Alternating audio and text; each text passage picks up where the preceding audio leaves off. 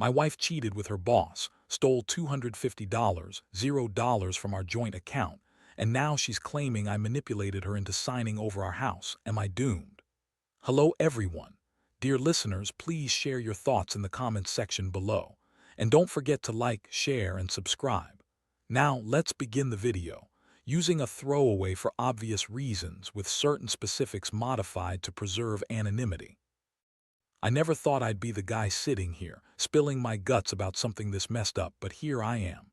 My wife Lisa always seemed like the perfect girl, sweet, funny, a little bitchy sometimes, but I loved her. We'd been married for 7 years, and honestly, I thought we had a good thing going. We had a nice house, decent jobs, a shared bank account with a good chunk of money in it, and 2 kids we adored.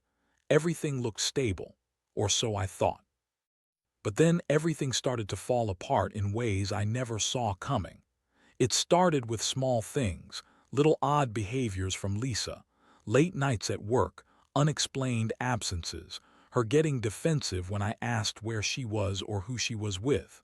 She'd brush it off, say I was paranoid or insecure, but I could tell she was hiding something. I noticed her phone more often, her texts, the way she'd quickly hide her screen when I came near. I didn't want to jump to conclusions, but I felt something was off. Then came the real shock. One night I was going through our shared online banking app, just checking on some bills, and I noticed a huge transfer made from our joint account.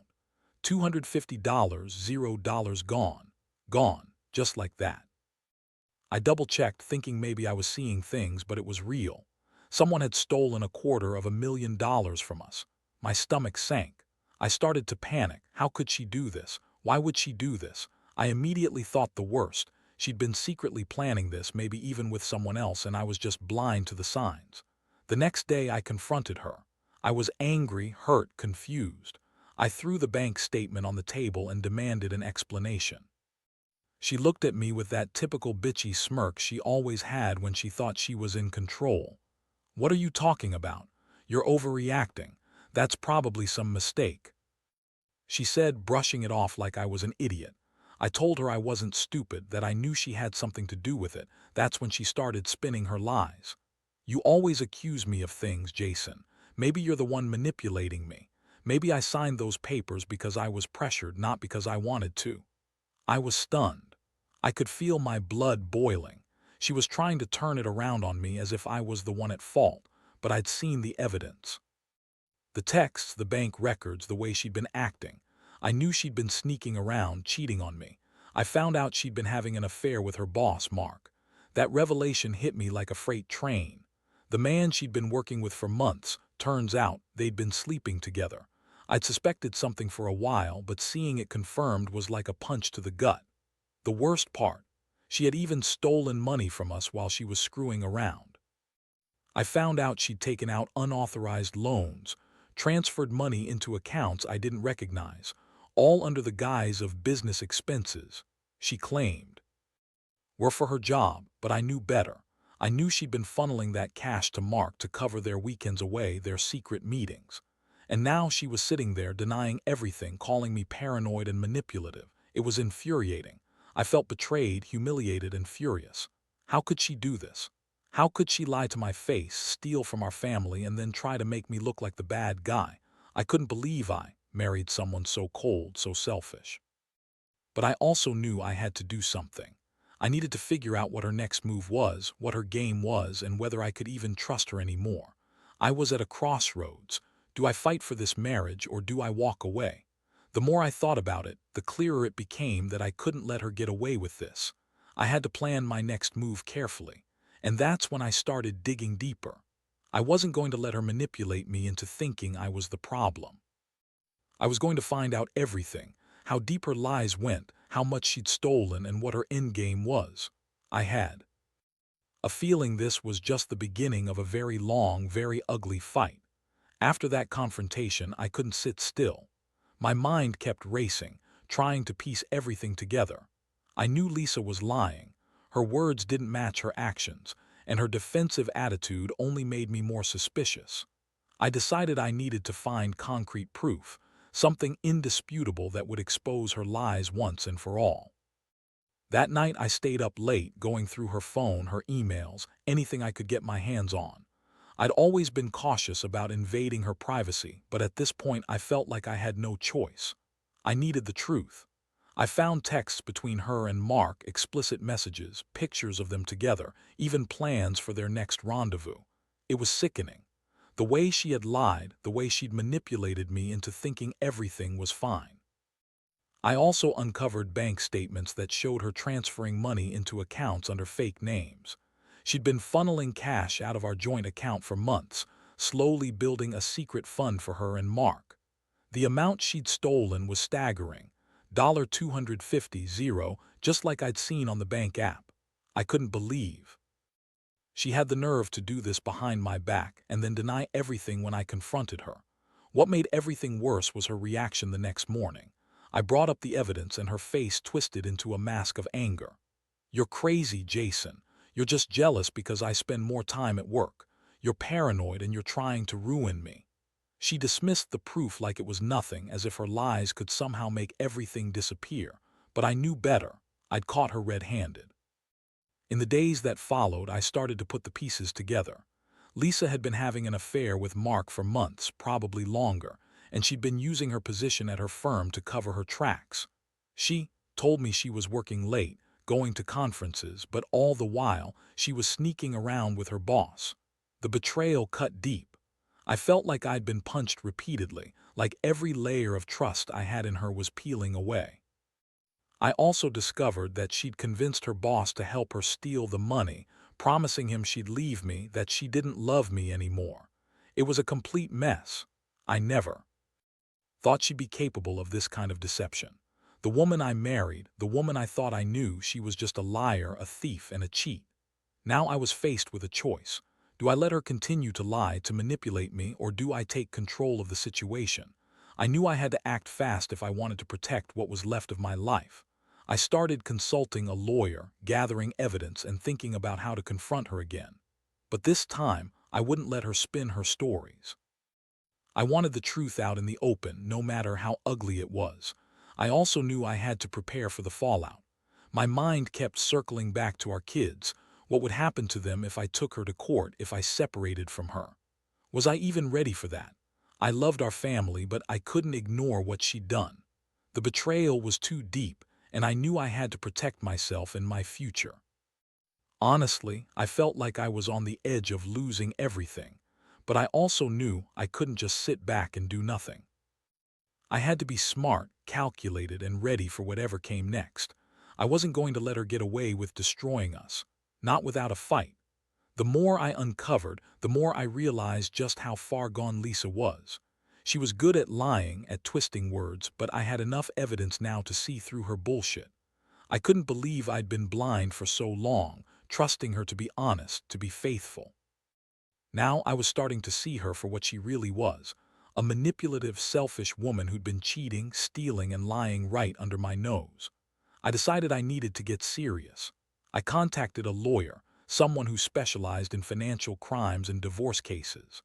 I wanted to know what my options were, what I could do about the stolen money, and how to protect myself legally. The lawyer listened carefully, and I told him everything I'd found: her affair, the bank transfers, her lies. He told me that I had a strong case for fraud, and that I could potentially recover some of the stolen funds, especially if I could prove she acted without my consent. Meanwhile, I also started to prepare for the inevitable confrontation.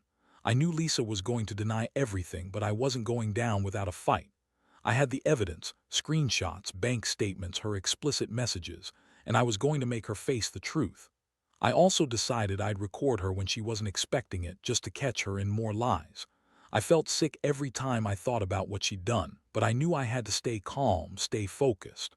One afternoon, I finally confronted her again. I told her I knew about the affair, the money, everything. She looked at me, her face twisting into her usual smirk. "Jason, you're just jealous. You're insecure. You think I'm cheating, but it's all in your head." She spun her usual lines, but I cut her off. I played her the recordings, showed her the bank statements. Her face drained of color.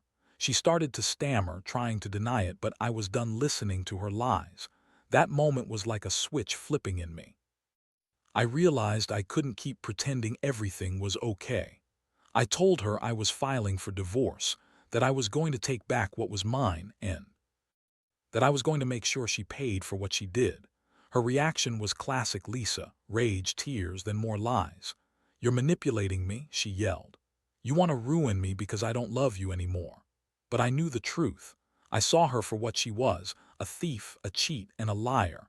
I also made it clear I was going to involve the authorities if I didn't get my money back. I'd already contacted a forensic accountant to trace every dollar she'd stolen. I told her I wasn't going to let her walk away with my savings, with our house, or with my peace of mind. Her bitchy attitude only made me angrier. I could see she was starting to realize she'd gone too far, but it was too late for apologies. I had enough. It was time to cut her out of my life for good. The fallout was immediate. Lisa started throwing tantrums, calling me controlling, saying I was ruining her reputation. She accused me of manipulating her into signing over the house, something that, honestly, I didn't even want to get into yet. All I knew was that I had to focus on protecting myself and my kids. I arranged to meet with the lawyer again, this time to start the divorce proceedings and to figure out how to get the money back. Deep down, I felt a strange mix of relief and dread. I'd finally taken control, but I also knew this wasn't going to be easy. Lisa was dangerous when cornered. She'd lied so much, I wasn't sure what she'd do next. But I was done being her victim. I was finally taking back my life piece by piece. I just hoped I'd be able to rebuild after all this chaos. The days that followed were a whirlwind. Lisa's anger turned into desperation, and her bitchy mask cracked more with each passing hour. She started accusing me of every bad thing in the book, saying I manipulated her into signing over the house, that I was controlling, that I'd always been jealous. Honestly, I didn't even want the house anymore, not after what she'd done, but I knew she was trying to spin it so I looked like the bad guy. It was classic Lisa: blame everyone else, deny her own actions, and keep up the victim act. I kept my focus. On the legal side, I had already hired a forensic accountant. We went through every bank statement, every transfer, every suspicious expense she'd made. The accountant was able to trace the stolen $250, $0 into accounts under fake names, some overseas. It was clear she'd been planning this for months, maybe even longer. I also got access to her phone records, more proof of her affair with Mark, including secret messages and photos that confirmed everything I'd suspected. Meanwhile, I started preparing for the divorce, knowing I'd have to fight her in court. I wanted full custody of the kids, the house, and most importantly, the money she'd stolen from us. I also realized I had to be strategic. I couldn't just blow up everything all at once. Lisa was volatile, and I needed to keep her from doing something even more damaging. I decided to gather all my evidence, stay calm, and let the legal process do its job. One afternoon, she came home furious, screaming about how I was trying to ruin her, how I was a manipulator. I just sat there, silent, letting her vent. I knew her game. All her accusations were just her trying to deflect from her own guilt. I finally told her I had enough. I said, "Lisa, I know everything. The affair, the money, the lies, it's over. I'm filing for divorce, and I'm going to get everything I deserve." Her face twisted into a sneer, but I saw the flicker of fear behind her eyes. She knew she'd gone too far. That night I stayed up late, reviewing everything I had. I felt a strange sense of clarity, like I was finally seeing through her bullshit. I knew she'd try to manipulate the situation, maybe even try to turn the kids against me, but I was determined to not let her. I started drafting my divorce petition, making sure to include all the evidence of her infidelity and theft. I was going to fight for my rights, for my money, for my dignity. In the back of my mind, I kept thinking about the future. I had to be strong for myself and for my kids. I knew Lisa was dangerous when she was cornered, but I also knew I couldn't let her win.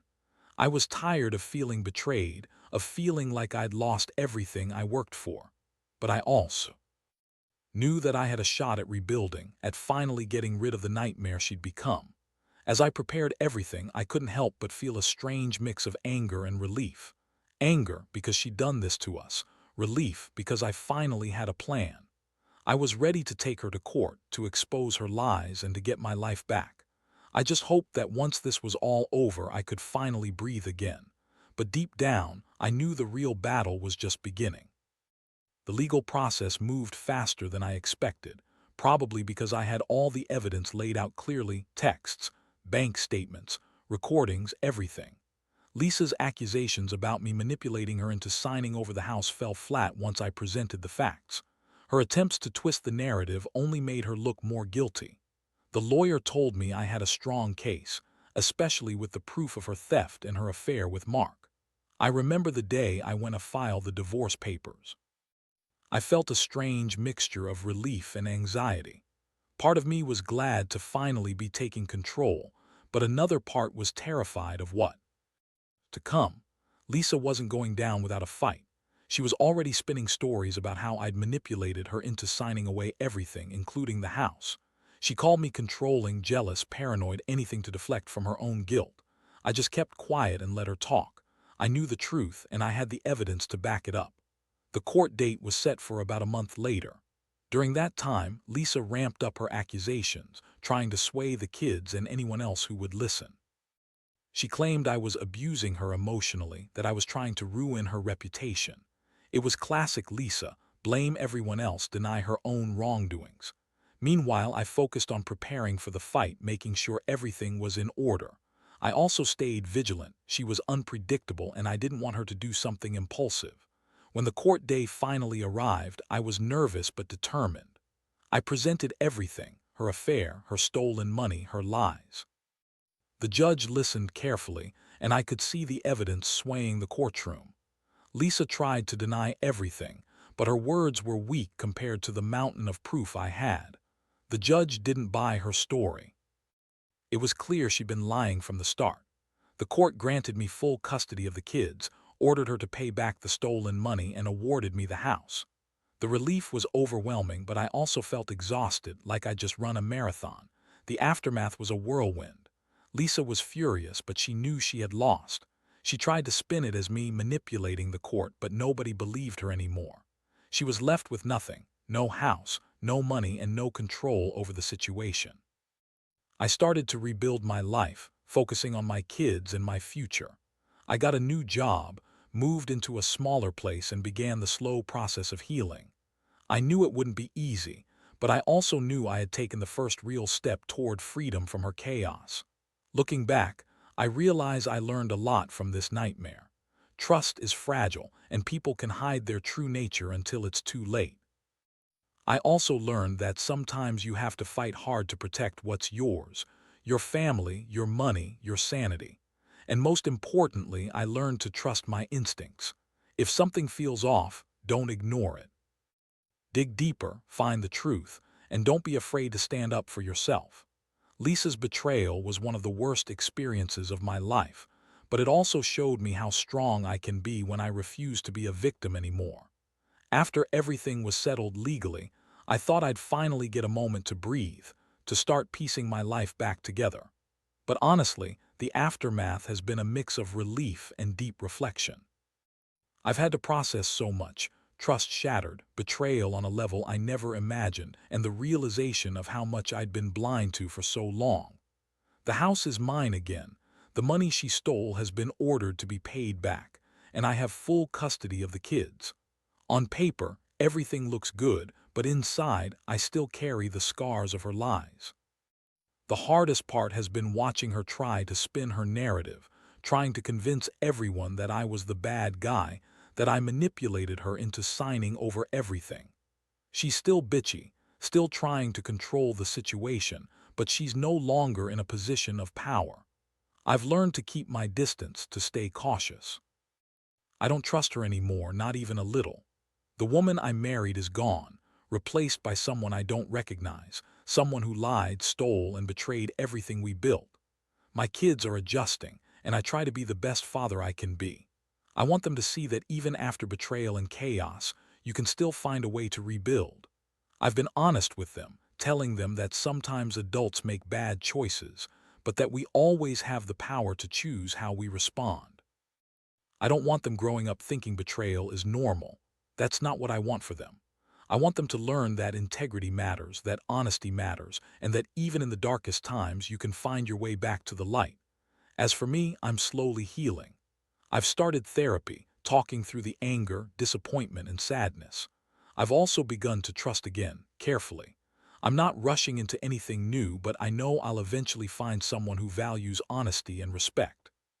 For now, I focus on my kids, my work, and rebuilding my self-esteem. I won't let her chaos define me. Looking back, I realize how important it is to listen to your gut. I ignored the warning signs for too long, but once I saw the truth, I had to face it head on. I learned that sometimes the person you love the most can hurt you the worst. But I also learned that you're stronger than you think. You can survive betrayal, theft, lies, if you're willing to fight for yourself and what's right. So, to anyone reading this who might be going through something similar, my advice is simple. Don't ignore your instincts. Gather evidence, get help if you need it, and don't be afraid to stand up for yourself. Trust is fragile, and once it's broken, it's hard to repair. But you can come out of it stronger. I did. And while I'll never forget what she did, I refuse to let her define my future.